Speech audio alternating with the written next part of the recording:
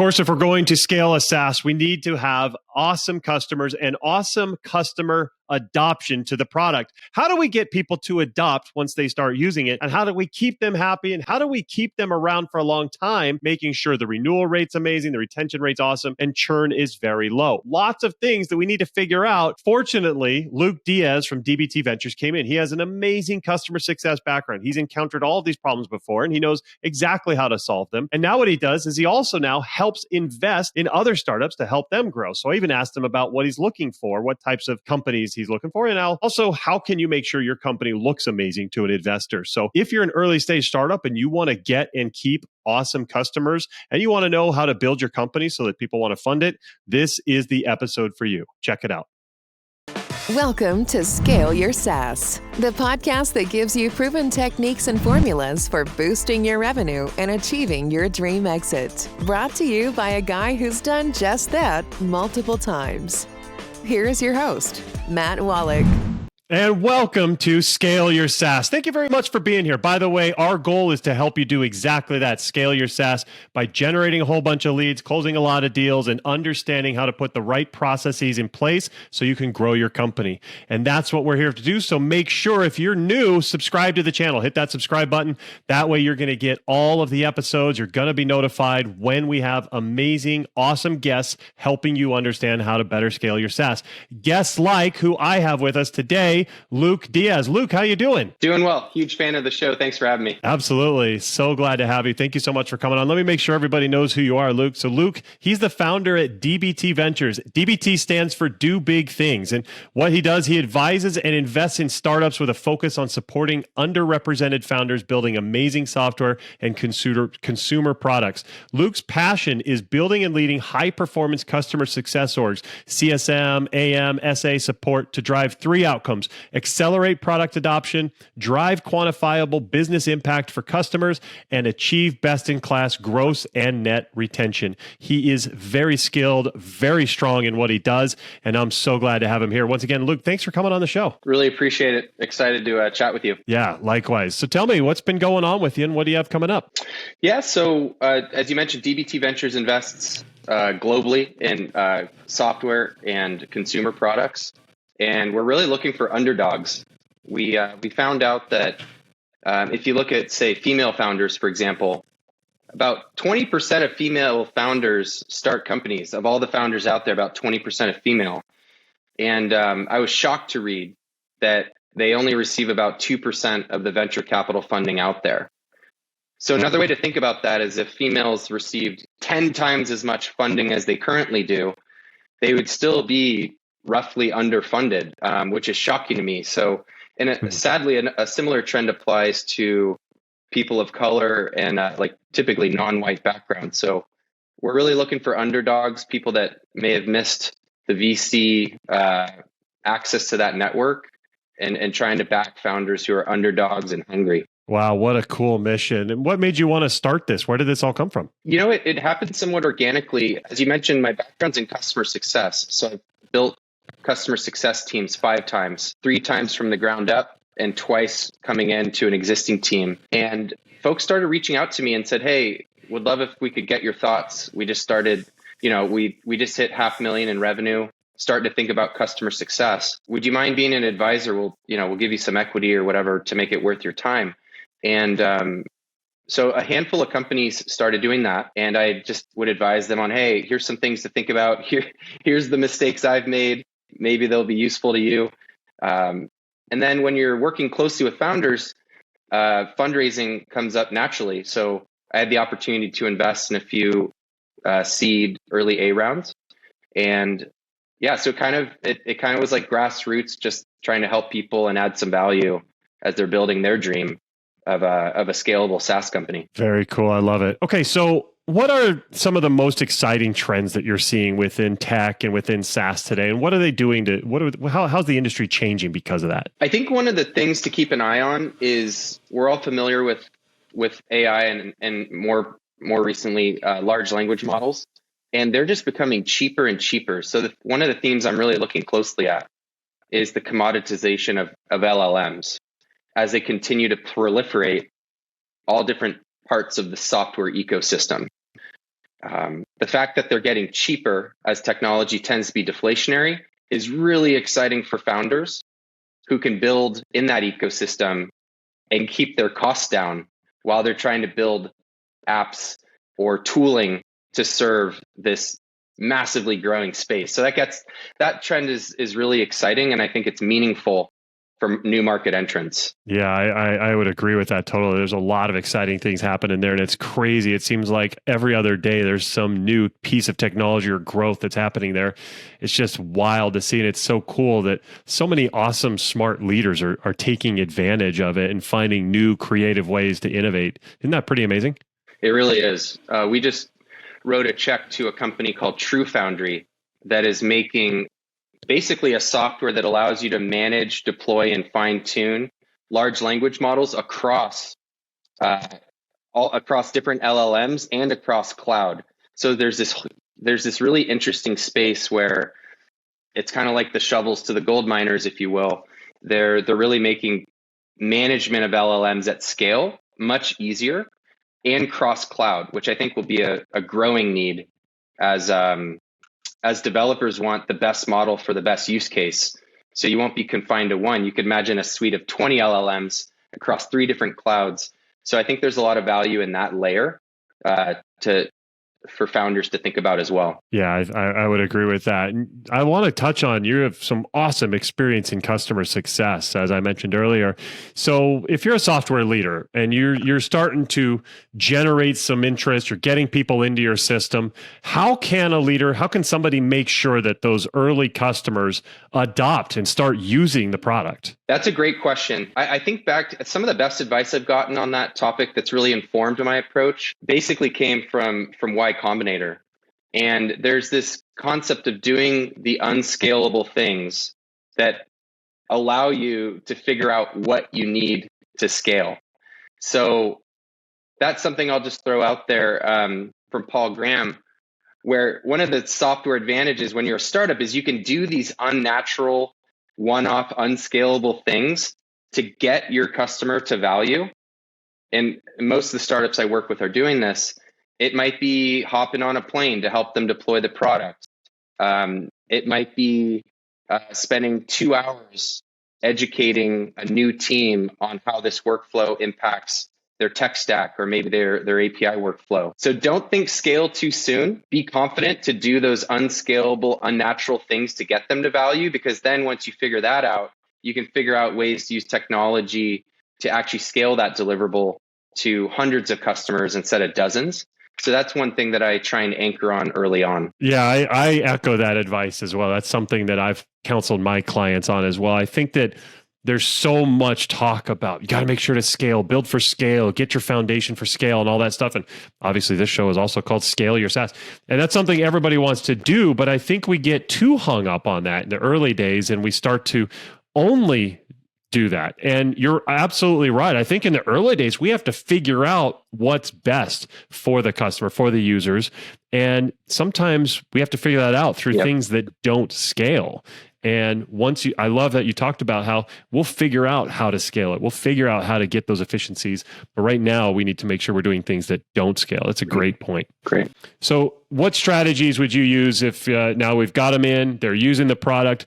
What do you think that some of the best companies are doing that's helping customers stay satisfied and stay loyal? I appreciate that question. I kind of think like if you think of cash, like the only unforgivable sin in business is running out of cash. If you think of cash as like the lifeblood of a company or a startup, I think of customer feedback as like the oxygen, if you will. So the theme here is making it as easy as possible for customers to constantly give you feedback, because founders might not want to hear this, but a lot of the customers, they don't think about the software you're building all day. They usually use it for a point in time, and then they're off to the rest of their busy day. So when they're engaged, that's why I'm a huge fan of in-product feedback tools, a quick email, even texting with your early customers. Just make it super easy, remove all those barriers so that feedback loop, that oxygen is really flowing.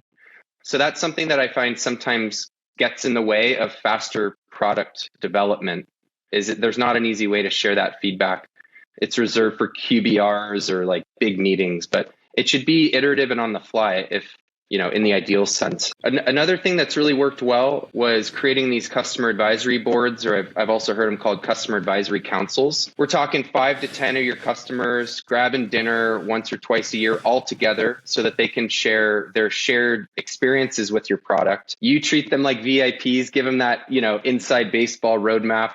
Like, here's what the product vision's looking like. And it's also great forum for feedback. And so, knock on wood, of the hundreds of customers I've had come through a customer advisory board or be part of it, none of them have ever churned because they felt like part of the core team, that true partnership. And again, it's an unscalable thing. It's harder to do at scale until you get into like event planning and conferences. But I think anyone can schedule a nice dinner and have a debrief with your top roster. I think that can be really powerful for relationship building as well. Totally agree. I think that is super powerful. And I've done that more informally at conferences. Like you said, at a conference, we'll host a dinner of 5, 10 customers. But, outside of that, if you don't have a conference where everybody's coming together, figure it out, make it happen, because you're right. It's been so powerful having those conversations and just connecting with them on a personal level. So from both the business side and the personal side, it's amazing what you can do just having those types of relationships with your customers. That's fantastic. Yeah, it gets me fired up. I can see that. That's awesome. So now that we have talked about how do we make sure they adopt, how do we make sure that they're happy, what about renewals? As a lot of companies are on annual renewal plans, what steps are some of your best customers, your best clients taking to improve their renewal rates? That's a great question. There's a lot of there's some nuance in how I'm going to answer it, because I'll kind of invert the question and try and answer it from like, what are the main drivers of churn? So like, what's the headwind working against that renewal rate? Depending on what data you look at and the research I've done, 30 to 40% of churn can be traced back to a failed onboarding. So if you're looking for, and what I mean by that is, if they didn't truly get in the workflow and adopt the product in a repeatable, habitual way, human nature tends to revert to the mean. And all of a sudden you're coming up, you're 6-9 months into your first year and usage is lackluster, value is lackluster, and you're kind of setting the stage for a churn risk. So if you're looking for a great place to start, I like to interrogate the onboarding process, the rigor and the steps that are designed by the company to have this new customer go through. So that's one kind of nugget I like to share with founders, just because it's such an outsized driver of churn, based on my research. And the second piece that I think of, Matt, is like customers vote with their dollars. So if they do churn, the worst thing you can do is not learn from that. And it's hard, right? Like, I've been there when a customer cancels. Like, it is heart-wrenching, and it's a really bad feeling. And that bad feeling can sometimes lead us to be closed off, less curious, try and protect the ego, whatever you want to say. But it's a great time to listen. And so if you have, if you're in the unfortunate scenario where you have lost a customer, having a process for how that exit interview happens and the questions that you're asking in a structured way will be worth their weight in gold to product development teams as your company grows. You just have this treasure trove of learnings. They're failures, but they're also learnings because, hey, we didn't renew because of XYZ. Like, you just have this arsenal of knowledge to inform your go-to-market motion and your product roadmap, frankly. So the lack of a churn process or a lack of an exit interview process is one of the biggest mistakes I see some founders make early on. Yeah, I totally agree. It's amazing how many companies don't have an exit interview process, because you're absolutely right. You can learn so much. And in fact, I'm a huge advocate of having conversations with your prospects and customers all through the entire customer cycle, all the way from the very beginning, all the way through when they're onboarding, getting started, and as we talked about with the dinners, and then at the end.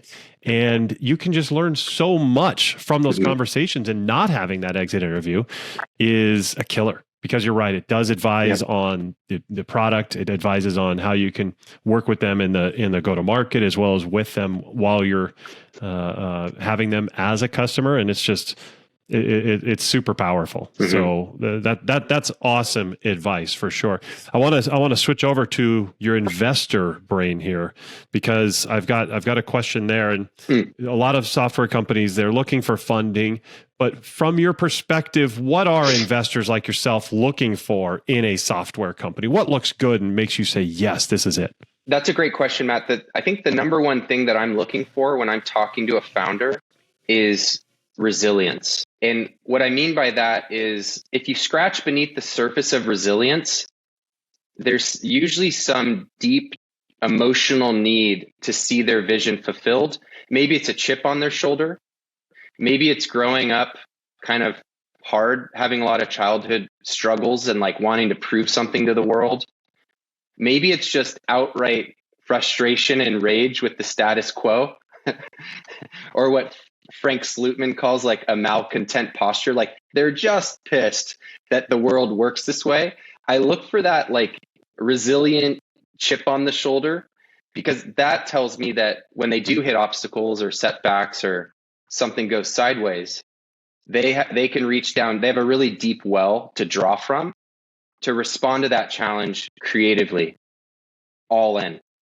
So that's the number one thing I look for. The product is really secondary, because I believe in backing great founders. I find like I make a decision based on the founder, and then I rationalize based on the product traction and things that I learn after that. So double down on invest, like kind of that founder psychology, if you will. Yeah, that's great advice. And I love the chip on the shoulder thing. I've talked with lots of investors and people in funding, and I have not heard that one yet, but it makes a whole ton of sense, because there's so much more motivation when you feel like you've been slighted, when you feel like people have kind of left you behind. And I'm a big sports guy, and in football, I love football players who have that chip on their shoulder, felt like they were disrespected. They go out and prove themselves. They work hard and they make things happen. And so I think the same thing applies over here in startups. And I think that's a lot of fun to think about that way. So what I want to ask is, what advice would you have for startups, early stage companies? They're seeking investment. They're wanting to grow. They want to improve their organization. What advice would you share with them, Luke? I would say two things. Number one, don't be afraid to try unconventional methods. I think we've gotten a little stuck in like X number of slides in a deck, and I feel like there's some constraints that have evolved. So what I mean by trying unconventional methods, my friend Darwish in 2017 raised almost $1 million by sending a very well-crafted email to his network. No pitch deck, just about 800 words of what they're building and exactly what they're requesting and why they need that money.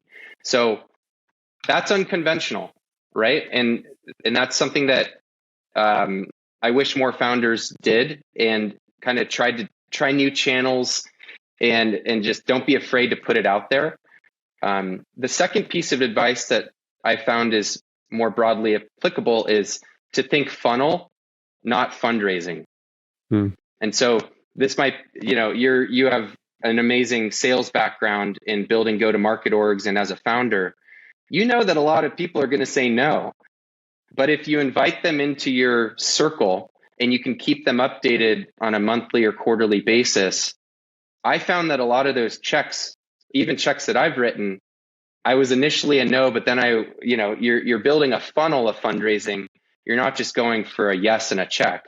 So thinking funnel over fundraising and taking that longer term approach of like, hey, how could I really add value to these potential investors over the course of a year? Not just trying to nail it on the first pitch when there might be a lot of unknowns. So that's something that I feel is like an approach it really works well for me and could give founders some leverage, as they almost think of it as like the full funnel marketing, and no doesn't mean no. 3-6 months from now, things could change. Totally true. And whether that's with an investor, whether that's with a prospect that you're working, I have many of my clients who have taken my advice and I say, hey, don't give up until you hear no. And they are shocked that they get a deal on like the 21st touch point.